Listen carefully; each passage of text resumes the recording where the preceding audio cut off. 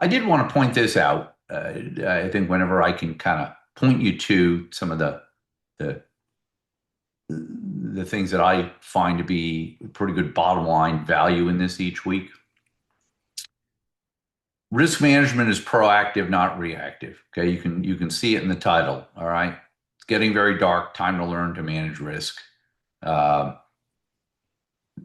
I was looking back, and these are some of the headlines. People who might be seeing this and say, "Oh, okay, I don't know what he does." After the paywall on Substack.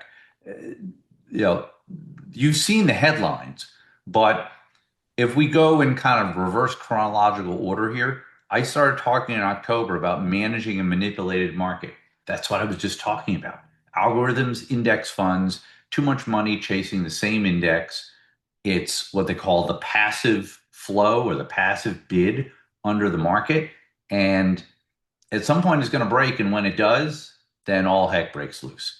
So I kind of started a few months ago by really calling attention to this and then said, hey, for now, enjoy it. Okay. Imminent danger, I never know, but a good chance it wasn't. And sure enough, we kind of waffled around for a while. Moved on to, hey, the stock market says sending a few warning signs out in November. Okay, that's this on the S&P. Bonds didn't do a whole lot. It's all one market now. That's what I was just talking about.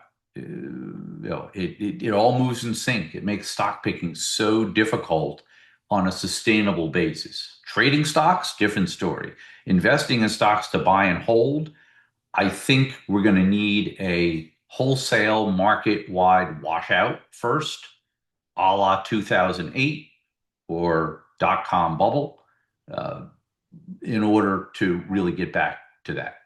Uh, that's why I'm trying to keep everything simple.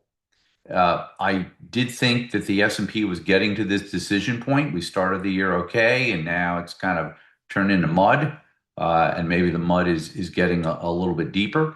Like I said here in early February, well, I don't trust this market one damn bit.